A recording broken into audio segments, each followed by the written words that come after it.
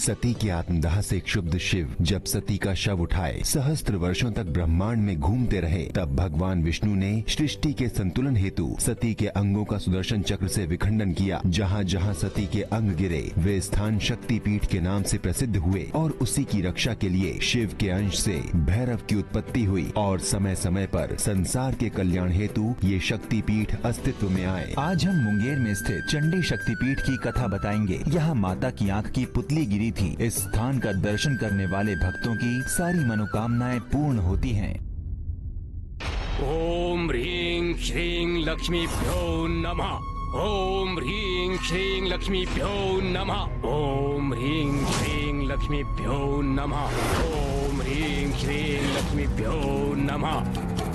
ओम ह्रीं श्रीं लक्ष्मीभ्यो नमः।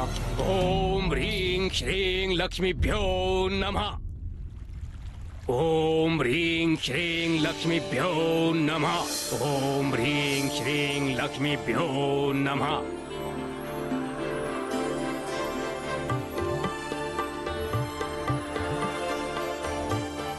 प्रभु, कालकेतु के तप का प्रभाव तो बढ़ता ही जा रहा है। अब मुझे उसके सामने प्रकट होना ही होगा। देवी, कालकेतु एक असुर है और आप भली भांति जानती हैं कि असुर किस मंतव्य से देवताओं की तपस्या करते हैं। मुझे ज्ञात है प्रभु, किंतु क्या देवी? आपको ज्ञात है, फिर भी आप उसके सामने प्रकट होना चाहती हैं। एक भक्त की भक्ति के आगे आराध्य विवश होता है प्रभु। भक्त को दर्शन देने के अतिरिक्त उसके पास और कोई मार्ग नहीं होता। आप जानती हैं देवी, वो आपके दर्शन प्राप्त करने के लिए तप नहीं कर रहा है, बल्कि वो आपसे वरदान अवश्य मांगेगा। उसकी तपस्या का फल तो मुझे उसे देना ही होगा प्रभु, फिर चाहे वो कोई भी वरदान मांगे। और चाहे उस वरदान को प्राप्त करके वो सृष्टि का विनाश ही क्यों न करे। संसार के पालक तो आप हैं प्रभु, आपके रहते संसार का विनाश कैसे हो सकता है। ओम ह्रीं श्रीं लक्ष्मीभ्यो नमः। ओम ह्रीं श्रीं लक्ष्मीभ्यो नमः। ओम ह्रीं श्रीं लक्ष्मीभ्यो नमः। अब मेरे पास कोई विकल्प नहीं बचा है प्रभु, अब मुझे जाना ही होगा। हे प्रभु, माते को रोकिए, अन्यथा अनर्थ हो जाएगा। हे प्रभु, माता को कदाचित यह अनुमान नहीं होगा कि काल केतु के मन में क्या पाप है। तो आप ही कुछ कर सकते हैं। अब आप ही संसार को संकट से बचा सकते हैं, उसका कोई मार्ग निकाल सकते हैं प्रभु। कालकेतु, अपने नेत्र खोलो। तुम्हारी तपस्या सफल हुई, मांगो, क्या वर मांगते हो? मैं आपसे आपको ही मांगने जा रहा हूँ देवी। क्या सोच रहे हो कालकेतु? देवी, मैं सोच रहा हूँ कि जो मैं चाहता हूँ, क्या वो आप मुझे दे सकेंगी?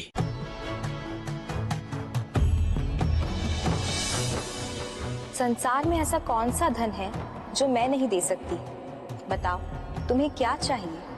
धन, धान्य, वैभव, ऐश्वर्य, मैं तुम्हें सब कुछ दे सकती हूँ। देवी, मैं वो चाहता हूँ जिसे पाने के बाद ये धन, धान्य और ऐश्वर्य सब कुछ स्वतः ही मेरे पास आ जाए।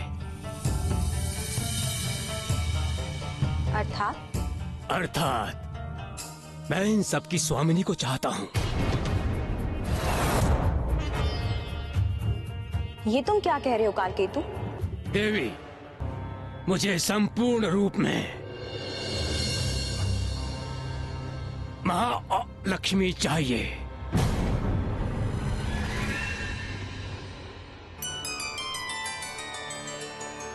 तथास्तु,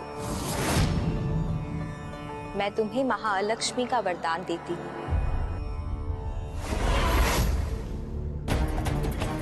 ये क्या हुआ? ये कैसे हुआ? मैं तो वरदान में महालक्ष्मी मांगने वाला था, फिर मेरे मुंह से महालक्ष्मी कैसे निकला? कालकेतु, तुमने जो मांगा था मैंने तुम्हें दिया। अब मेरा दायित्व समाप्त हुआ। ये नहीं हो सकता है। छल हुआ है मेरे साथ। देवताओं ने मेरे साथ छल करके मेरे मुंह से अलक्ष्मी का वरदान दिला दिया। मेरे इतने वर्षों की तपस्या को व्यर्थ कर दिया। नहीं, इसका मूल्य तो उन्हें चुकाना ही पड़ेगा। मैं प्रतिशोध लूंगा उनसे। देवताओं, तुम कुछ भी कर लो, किंतु मैं जगत की महालक्ष्मी को अपनी दासी बनाकर रहूंगा। तपस्या का वास्तविक अर्थ त्याग होता है। जब प्राणी अपनी सांसारिक आकांक्षाओं और दुर्गुणों का त्याग करके अपने मन और शरीर को नियंत्रित करता है तो वास्तव में वही तप कहलाता है। किंतु कालकेतु की भांति अपनी लालसा के लिए की जाने वाली तपस्या कभी तप नहीं हो सकता, जो तप के रूप में छल होता है, जिसका मंतव्य केवल अधर्म और पाप करना ही होता है। इस प्रकार तप करने वाले की इच्छा कभी पूर्ण नहीं होती, क्योंकि ये इच्छा धर्म को क्षति पहुंचाने वाली होती है। इसलिए कालकेतु को उसकी इच्छा के विपरीत ही फल मिला, क्योंकि धर्म का क्षय ना किसी तप से संभव है और ना ही किसी बल से। कालकेतु, तुम्हारे साथ ये छल विष्णु ने किया है। विष्णु के कारण ही तुम्हें लक्ष्मी के स्थान पर अलक्ष्मी धारण करने का वरदान मिला। विष्णु इस संसार का सबसे बड़ा छलिया है। उसने सदा हम असुरों के साथ छल किया है, किंतु मैं उसे नहीं छोड़ूंगा। कालकेतु, विष्णु से प्रतिशोध लेने का केवल एक उपाय है। वो क्या है गुरुदेव? तुम्हें केवल एक उपाय करना है। चंडी शक्तिपीठ पर अपना अधिकार। शक्तिपीठ पर अधिकार करना मेरे लिए कोई बड़ी बात नहीं है। उसे तो मैं यूं ही प्राप्त कर सकता हूं। नहीं कालकेतु, शक्तिपीठ को बल से प्राप्त नहीं किया जा सकता। तुम्हें बल के साथ साथ बुद्धि का भी प्रयोग करना होगा कालकेतु। तुम्हें शक्तिपीठ की देवी को प्राप्त करना होगा और उसका केवल एक ही उपाय है, नेमी। नेमी? ये नेमी कौन है गुरुदेव? राजा नेमी शक्तिपीठ की देवी का परम भक्त है। तुम्हें उसे अपना माध्यम बनाकर देवी को प्रसन्न करना होगा, क्योंकि एक देवी है जो तुम्हारे इस कार्य में तुम्हारी सहायता कर सकती है।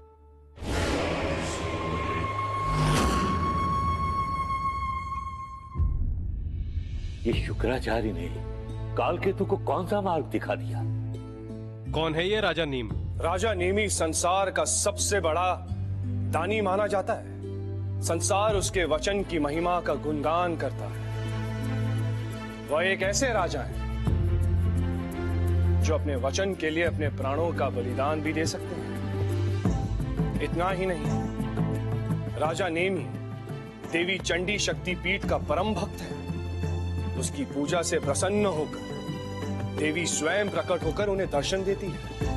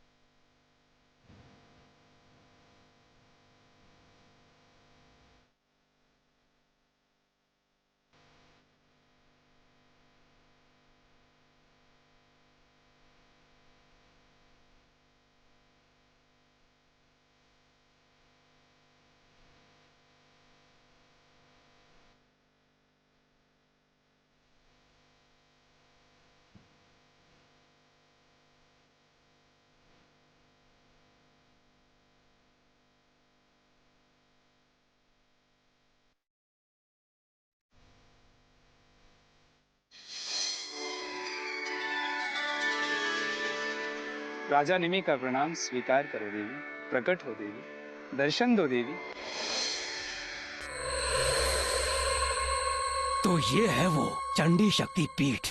प्रकट हो देवी, मैं आपका अनन्य भक्त निमि आपका आह्वान करता हूं।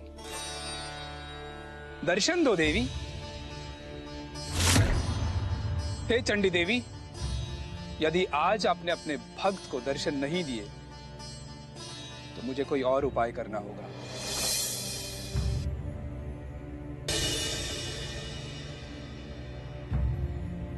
दर्शन दो देवी, प्रकट हो देवी। यदि आज आपने अपने भक्त को दर्शन नहीं दिए, मैं इस उबलते हुए तेल में अपने प्राण त्याग दूंगा देवी। प्रकट हो देवी, दर्शन दो। रुक जाइए राजन।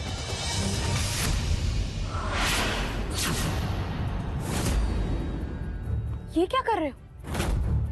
इस प्रकार प्राण देना उचित नहीं। उचित अनुचित मैं नहीं जानता देवी। एक भक्त के लिए कुछ भी अनुचित नहीं होता। मैं एक भक्त हूँ। मेरी भक्ति का एक ही प्रयोजन है, केवल देवी के दर्शन प्राप्त करना।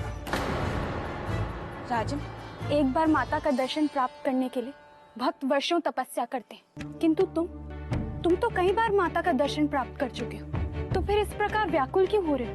आज माता तुम्हें दर्शन नहीं दे सकती, अतः अपनी हट छोड़ो और अपने महल वापस लौट जाओ। हे योगिनी देवियों, हट तो आप कर रही हैं। आप सदा ही मुझे माता के दर्शन करने से रोकती हैं, किंतु कभी ऐसा हुआ कि मैं माता के दर्शन किए बिना यहाँ से चला गया? नहीं ना? तो फिर आज कैसे लौट सकता हूं? यहाँ आने में मेरा कोई स्वार्थ नहीं है देवी। मैं तो यहाँ अपनी प्रजा के हित के लिए आता हूँ, और अपनी प्रजा का हित साधना ही मेरा धर्म है। आप अपना धर्म निभाइए और मैं अपना धर्म निभाता हूँ। जय माता चंडी। रुको राजन।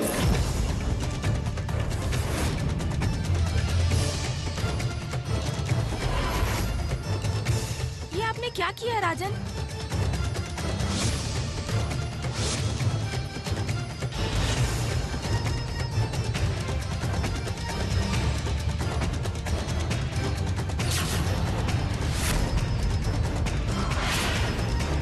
ये क्या कर दिया राजा नेमी ने? अब क्या होगा?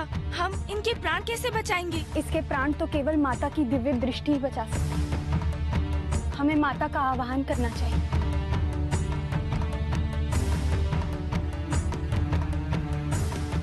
हे माता चंडी, देखिए, आपके भक्त ने अपनी भक्ति का परिचय देने के लिए अपने प्राणों को संकट में डाल दिया है। इसका जीवन संकट में है माता। यदि शीघ्र ही आपने कुछ नहीं किया तो कुछ समय बाद इसकी आत्मा इसके शरीर को छोड़ देगी। विलंब ना कीजिए माता, अपने भक्त के प्राण बचाइए। दर्शन दो माता, दर्शन दो। प्रणाम माता।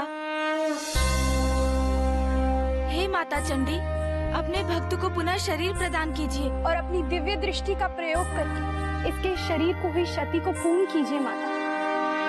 या देवी सर्वभूतेषु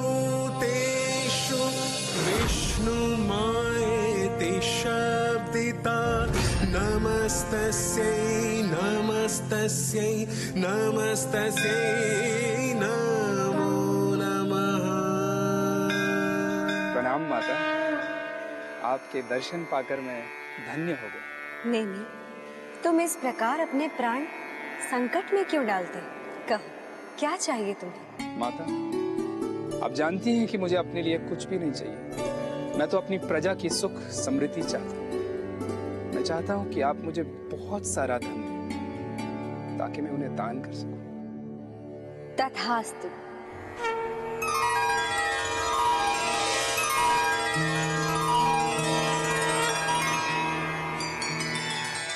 आप धन्य हैं माता, आप धन्य हैं। विष्णु, तुमने मेरे साथ छल करके मुझे लक्ष्मी से वंचित किया था ना? अब देखना मैं कैसे लक्ष्मी को पुनः प्राप्त करता हूँ। इस शक्तिपीठ की देवी, ये देवी चंडी, लक्ष्मी को प्राप्त करने का साधन बनेगी और इसका ये शक्तिपीठ मेरे आधिपत्य में होगा। दानवीर महाराज नेमी की जय! दानवीर महाराज नेमी की जय! दानवीर महाराज नेमी की जय! दानवीर महाराज नेमी की जय!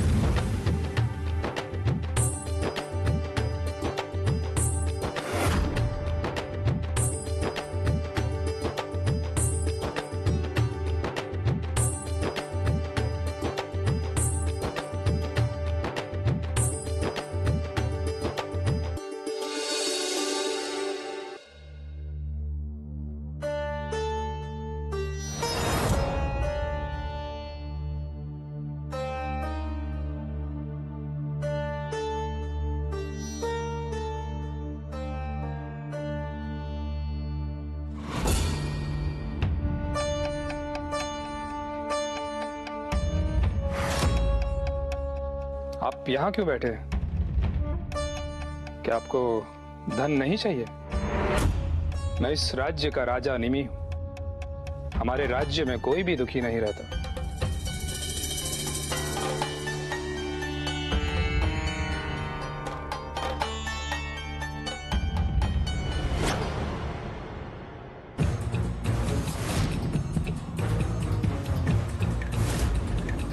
ये क्या?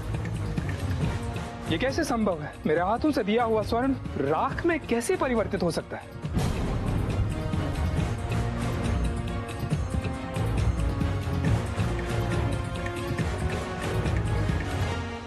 संसार में कुछ भी असंभव नहीं राजन। आप कितने भी बड़े दानवीर क्यों ना हो, किंतु आप मुझे कुछ भी नहीं दे सकते, क्योंकि मैं शापित हूँ। ये धन धान्य की प्राप्ति मुझे नहीं हो सकती। मैं नहीं जानता कि आपको श्राप किसने दिया, किंतु मैं इस प्रकार से आपको दुखी नहीं देख सकता। कोई तो उपाय होगा आपके दुख को दूर करने का। कहिए, मैं किस प्रकार से आपकी सहायता कर सकता हूँ? राजन, मेरी सहायता केवल आप एक ही प्रकार कर सकते हैं, किंतु मुझे विश्वास नहीं कि आप वो करने के लिए तत्पर होंगे। मैंने आज तक अपने राज्य से किसी को निराश होते नहीं देखा है।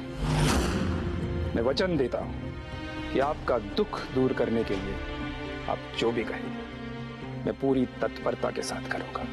राजन, मैं एक बार आपके साथ शक्तिपीठ जाना चाहता हूँ। वहां पहुंचकर ही मैं आपको अपनी इच्छा बताऊंगा। ये तो बहुत ही उत्तम विचार है कि आप माता के शक्तिपीठ के दर्शन करना चाहते हैं। मैं आपको वहां अवश्य लेके जाऊंगा।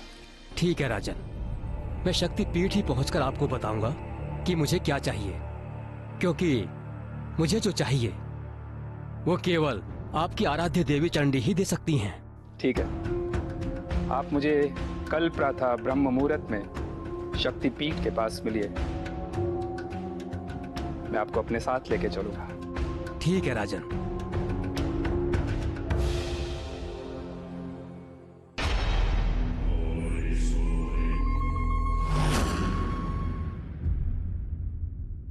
प्रतीत होता है कि काल केतु कोई बड़ा षड्यंत्र रच रहा है। राजा नेमी के पास जाने का और क्या मंतव्य हो सकता है? वो ये बात जानते हैं कि राजा नेमी शक्तिपीठ की देवी का उपासक है और देवी उसकी भक्ति के आगे विवश हो जाती है। मुझे आशंका है कि काल केतु इस बात का लाभ अवश्य उठाएगा। मुझे तो आभास हो रहा है देवराज कि शक्तिपीठ ही संकट में पड़ने वाला है।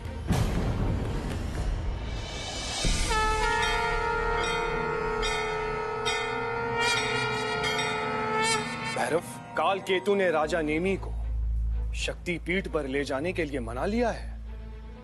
आप तो जानते ही हैं भैरव कि राजा नेमी को देवी चंडी की सिद्धि प्राप्त है, इसलिए मां चंडी राजा नेमी को किसी भी कार्य के लिए मना नहीं करती हैं। मुझे आशंका है कि इसी का लाभ उठाकर काल केतु इस संसार को संकट में डाल सकता है। आपकी आशंका निराधार नहीं है। काल केतु पहले भी माता लक्ष्मी की आराधना करके संसार को संकट में डालने का प्रयास कर चुका है। वो तो भगवान नारायण की सूझबूझ के कारण वो अपने लक्ष्य में सफल नहीं हो पाया। मुझे तो आशंका है कि काल केतु शक्तिपीठ का कोई अहित न कर डाले। उसकी चिंता आप ना करें देवराज। माता और उनके शक्तिपीठ का दायित्व मुझ पर है। मैं उनके शक्तिपीठ का कुछ भी अहित नहीं होने दूंगा।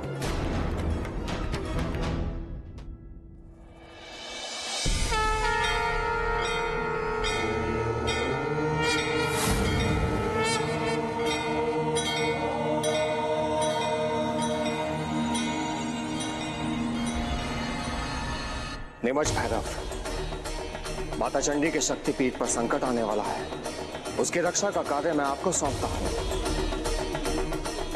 आप निश्चिंत रहिए महाभैरव।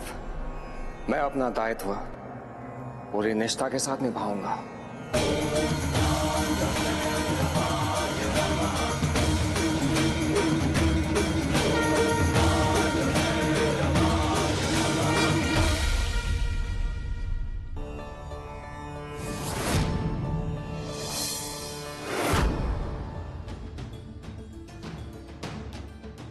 ये कौन है और ये शक्तिपीठ को ऐसे क्यों देख रहा है? अवश्य ही कोई मायावी होगा जो माता के लिए संकट उत्पन्न कर सकता है।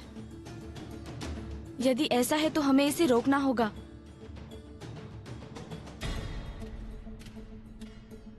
वहीं रुक जाइए। हमारे रहते हुए कोई शक्तिपीठ तक नहीं आ सकता। यदि आपने शक्तिपीठ को स्पर्श करने का प्रयास भी किया तो परिणाम बहुत गंभीर होगा। ये किसी को भी शक्तिपीठ तक आने से क्यों रोक रही है? इस प्रकार तो कोई भी भक्त शक्तिपीठ तक नहीं जा पाएगा, किंतु ये ऐसा कर क्यों रही है? क्या ये भक्तों में भय उत्पन्न करके माता के प्रति अनास्था का भाव लाना चाहती है? ऐसा तो कोई माता का शत्रु ही कर सकता है। हट जाओ मेरे पद से, अन्यथा इसका परिणाम वो होगा जो तुमने कभी सोचा भी नहीं होगा। हम यहाँ मार्ग से हटने के लिए नहीं, अपितु यहाँ तक आने वालों को मार्ग से हटाने आए। उत्तम है कि तुम यहाँ से चले जाओ। यहाँ से जाने के लिए तो मैं भी नहीं आया। यदि कोई यहाँ से जाएगा तो वो तुम होगे। हमें यहाँ से हटाने वाले को हम यमलोक भेज देंगे।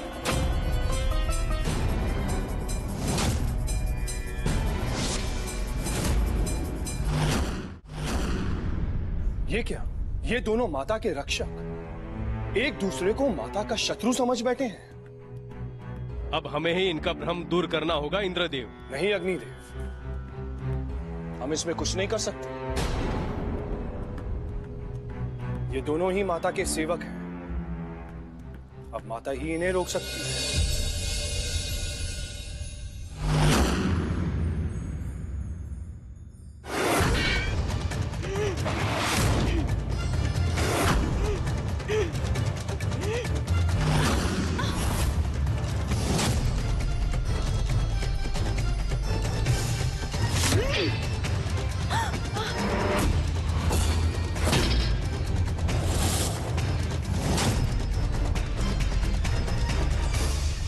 ठहरो योगिनी।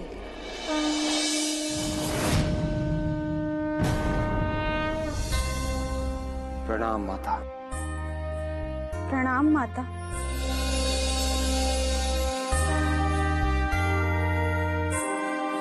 क्या देख रहे हो? तुम तीनों ही मेरे सेवक हो। योगिनियों को अपना परिचय दो नीमच। मैं नीमच भैरव हूँ। मुझे महाभैरव ने माता की सुरक्षा के लिए यहाँ नियुक्त किया है। माता के शक्तिपीठ पर एक संकट आने वाला है, इसलिए उन्होंने मुझे यहाँ पर भेजा है। ऐसा क्या संकट आने वाला है नीमच भैरव, जिससे रक्षा करने में मैं भी समर्थ नहीं हूँ? माता, प्रश्न आपके सामर्थ्य का नहीं है, अपितु विवशता का है। शक्तिपीठ पर जो संकट आने वाला है उसका कारण आपका परम भक्त नेमी बन सकता है। ये तुम क्या कह रहे हो नीमच भैरव? राजा नेमी मेरा शत्रु कैसे हो सकता है? वो तो मेरा परम भक्त है। यही तो संकट का कारण है माता। शत्रु का तो सामना किया जा सकता है, परंतु भक्त के आगे आराध्य विवश हो जाता है। मेरा आपसे अनुरोध है माता कि जब तक ये संकट टल ना जाए, आप अपने परम भक्त नेमी को दर्शन ना दें। ये कैसे संभव है नीमच?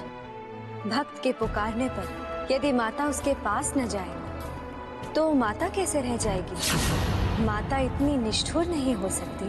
माता, कभी कभी अपने भक्तों के हित के लिए निष्ठुर भी बनना पड़ता है। नहीं नीमच भैरव, माता अपने भक्त के प्रति कभी इतनी निष्ठुर नहीं हो सकती।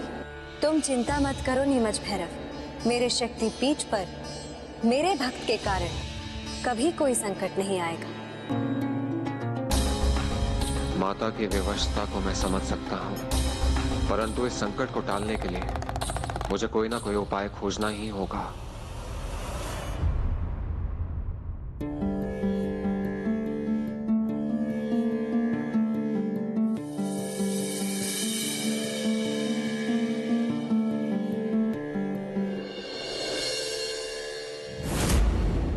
प्रणाम महाराज नेमी।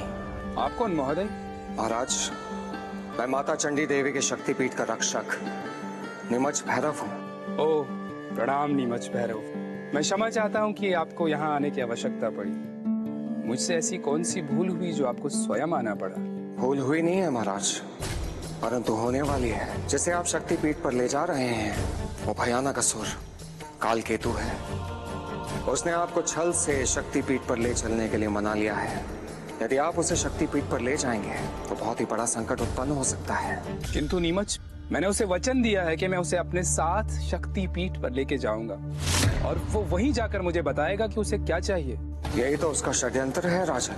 वहां ले जाने के बाद वो आपसे क्या मांगेगा इसका आपको अनुमान भी नहीं है, इसलिए उचित यही होगा कि आप उसे शक्तिपीठ पर ना ले जाएं। अपना दिया हुआ वचन नहीं तोड़ सकता। यदि मैं आज कालकेतु को लेकर शक्तिपीठ नहीं गया तो संसार क्या कहे? राजा नेमी ने अपना वचन तोड़ दिया। राजा नेमी अपने प्राण दे सकता है किंतु अपने वचन से पीछे नहीं हटेगा। प्रणाम। तुम अपना वचन निभाओ राजन, और मैं अपना कर्तव्य निभाता हूं। लो, हम पहुंच गए शक्तिपीठ। राजन, अब अविलंब देवी का आवाहन कीजिए। हे चंडी माता, मैं आपका परम भक्त नेमी आपका वाहन करता हूँ। दर्शन दो माँ, प्रकट हो माँ। आप फिर आ गए राजन, और ये आपके साथ कौन है? ये मेरे राज्य के अतिथि हैं देवी, माता से कुछ मांगना चाहते हैं। राजन, इसकी मांग की पूर्ति का दायित्व तो तुम्हारा था, तो फिर तुम इसे यहाँ क्यों लाए? मैं अपना दायित्व ही तो निभा रहा हूँ देवी। इसे इसकी इच्छित वस्तु माता से दिलवाना ही तो मेरा दायित्व है, इसीलिए मैं इसे यहाँ लेकर आया हूँ। मांगो तुम्हें क्या मांगना है। माता से तुम्हारा इच्छित वर मैं तुम्हें दिलवाऊंगा। मुझे और कुछ नहीं, मुझे केवल देवी की दिव्य दृष्टि चाहिए।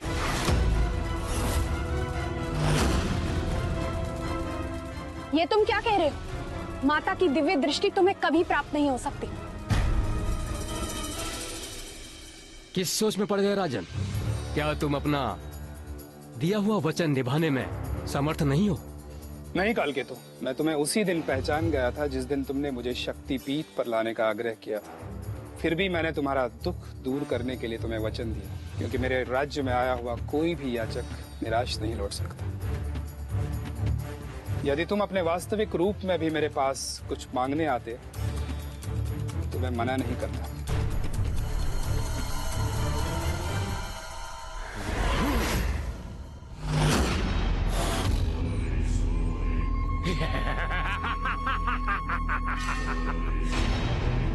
तो फिर ठीक है, मुझे मेरा मांगा हुआ वर दिलाओ दानवीर नेमी।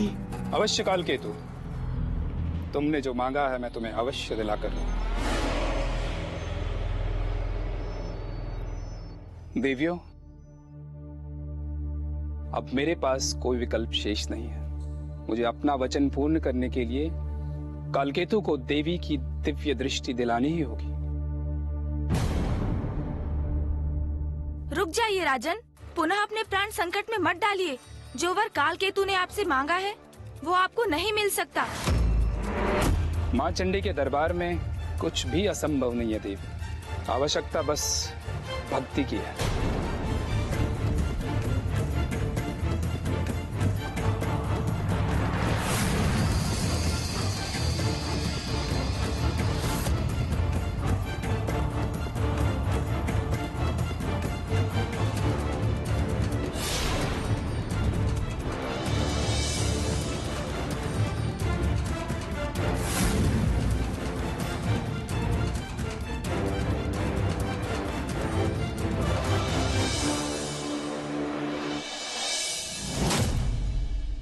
माता प्रकट हो, अपने भक्त के प्राणों की रक्षा करो। माता प्रकट हो। माता, आपका ये भक्त अपनी सुधबुद्धि खो चुका है।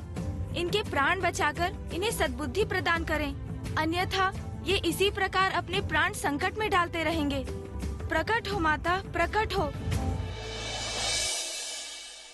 माता, आप अपनी दिव्य दृष्टि का उपयोग मुझ पर करें। उसके पूर्व मैं आपसे अनुरोध करता हूं कि मेरे साथ आए इस व्यक्ति को आप अपनी दिव्य दृष्टि प्रदान कर दें। यही मेरी भक्ति और त्याग का प्रतिफल होगा। ये तुम क्या कह रहे हो पुत्र? ये असंभव है। माता, मैंने इस व्यक्ति को इसका इच्छित वर दिलाने का वचन दिया है। यदि आज आपने इसे अपनी दिव्य दृष्टि प्रदान नहीं की तो मेरा वचन असत्य हो जाएगा। क्या आप अपने पुत्र का वचन असत्य कराना चाहती हैं? माता, आप इसे मेरी अंतिम इच्छा मानकर पूर्ण कीजिए। पुत्र, एक बार और सोच लो। यदि एक बार मेरी दिव्य दृष्टि छिन गई, तुम्हें फिर कभी जीवन नहीं मिल सकेगा। माता, मेरे लिए मेरे जीवन से भी अधिक मेरे वचन का मूल्य। ठीक है, यदि यही तुम्हारी इच्छा है तो मैं इसे अपनी दिव्य दृष्टि प्रदान करूंगी।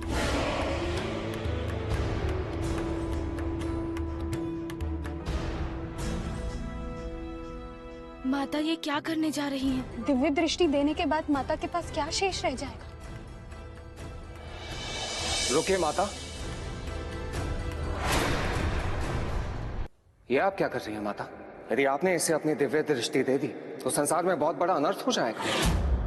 भैरव, यदि आज मैंने अपने भक्त नेमी का वचन पूर्ण नहीं किया तो इस संसार से एक माता और भक्त का संबंध सदा सदा के लिए समाप्त हो जाएगा। भविष्य में कभी कोई भक्त अपने ईश्वर पर विश्वास नहीं करेगा। अतः आज मुझे अपनी दिव्य दृष्टि का त्याग करना ही होगा। कालकेतु, मैं अपने भक्त के वचन को पूर्ण करते हुए आज तुम्हें अपनी दिव्य दृष्टि प्रदान करती हूँ।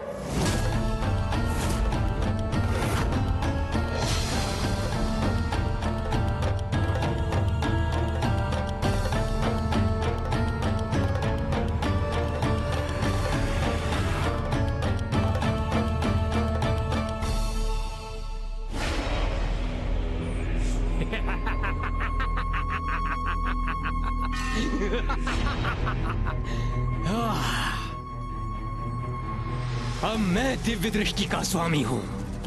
इस दिव्य दृष्टि की दिव्य शक्ति से मैं अपना लक्ष्य पूर्ण करूंगा। देवी, आपका बहुत बहुत धन्यवाद जो आज आपने मुझे दिव्य दृष्टि देकर इस संसार में भक्तों की भगवान के प्रति आस्था का अंत होने से रोक लिया। किंतु आप अपने प्रिय भक्त को नहीं बचा पाई।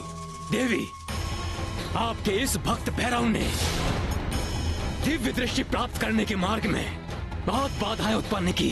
देवी, आपकी इस दिव्य दृष्टि की शक्ति से सबसे पहले मैं इसका ही अंत करूंगा। कालकेतु,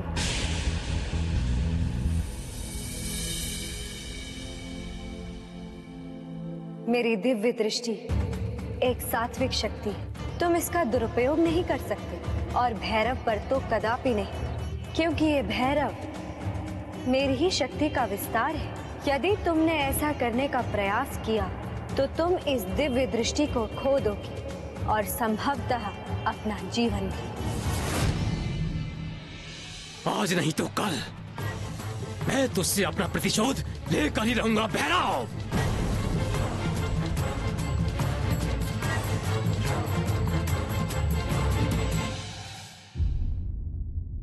अनर्थ यदि शीघ्र ही काल केतु से दिव्य दृष्टि ना छीनी गई तो बहुत बड़ा अनर्थ हो जाएगा।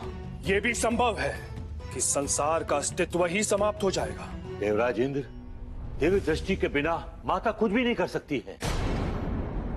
नीमच भैरव, अब तुम्हें ही कुछ करना होगा।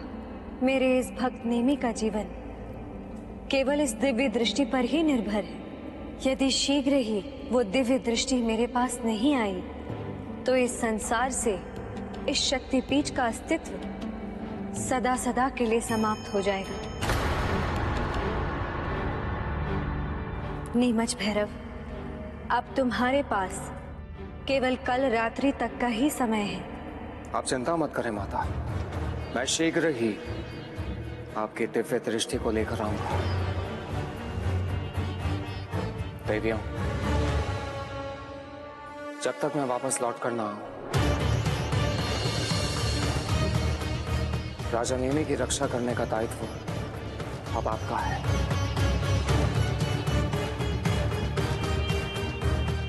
प्रणाम माता।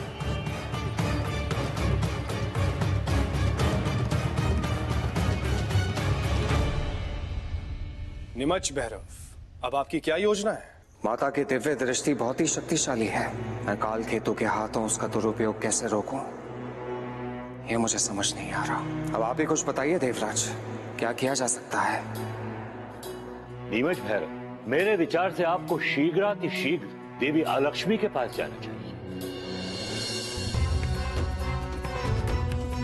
आपका विचार बिल्कुल ठीक है बृहस्पति देव। अलक्ष्मी ही वो सेतु हो सकती है जिसके माध्यम से कालकेतु माता लक्ष्मी को प्राप्त कर सकता है।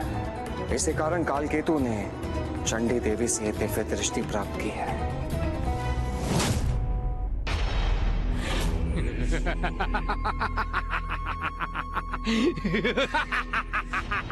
हे विष्णु, देखो आज मैंने दिव्य दृष्टि प्राप्त कर ली है, जिसका उपयोग करके मैं तुम्हारी लक्ष्मी प्राप्त करूंगा। और इस बार तुम चाहकर भी मेरे साथ छल नहीं कर पाओगे। अब देखना, मैं तुमसे भी अधिक सुंदर और वैभवशाली लोक का निर्माण करूंगा, जिसके सामने तुम्हारा लोक तुच्छ प्रतीत होगा। क्या हुआ विष्णु, डर गए? हाँ? डर गए जग के पालनहार? देखो मैं कैसे वैभव लोक का निर्माण करता हूं।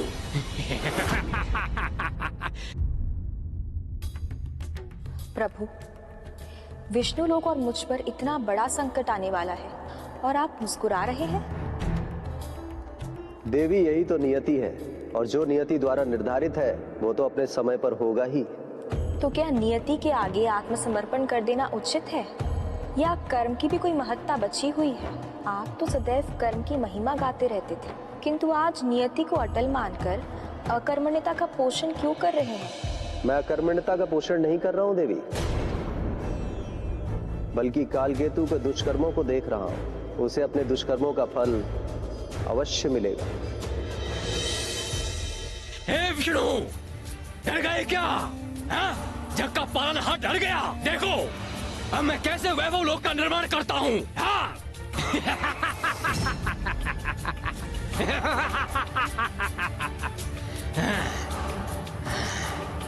रुक जाओ कालकेतु।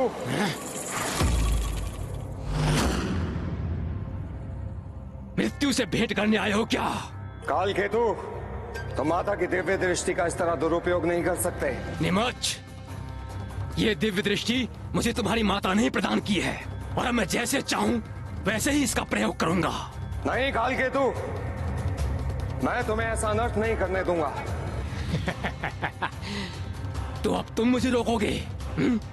अब मुझे कोई नहीं रोक सकता। अब मैं वैभव लोक का निर्माण करके ही रहूंगा। कालकेतु,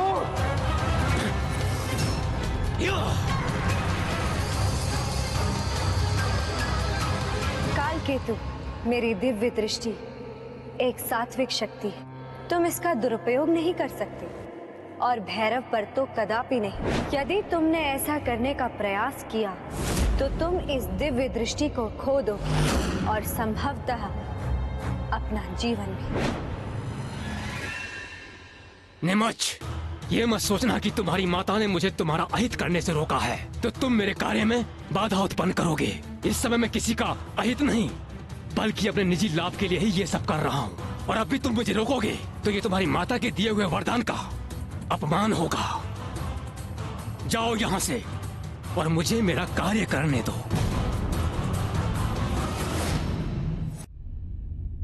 माता, कालकेतु विष्णु लोक के भांति एक वैभव लोक का निर्माण कर रहा है।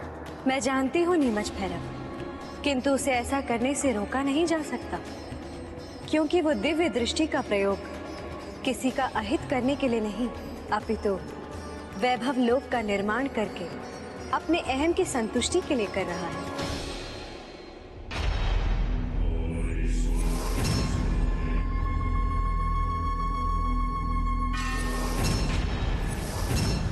उसे अपने स्वयं के कार्य हेतु दिव्य दृष्टि का उपयोग करने से रोकना मेरे भक्त नेमी के दिए गए वचन का अपमान होगा भैरव, और मैं नहीं चाहती कि मेरे भक्त का वचन खंडित हो। नीमच, अब तुम उसे तब तक नहीं रोकोगे जब तक वो दिव्य दृष्टि का उपयोग किसी का अहित करने के लिए नहीं करता।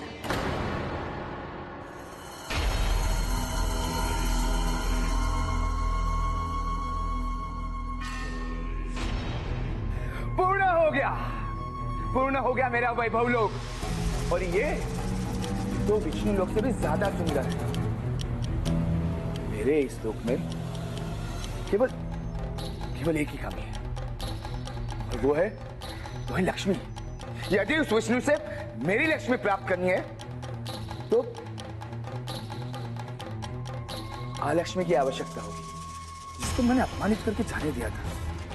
मुझे अलक्ष्मी की सहायता चाहिए। अलक्ष्मी, देवी अलक्ष्मी।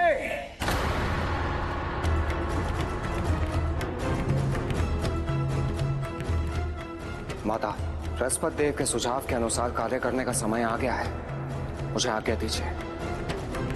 प्रणाम।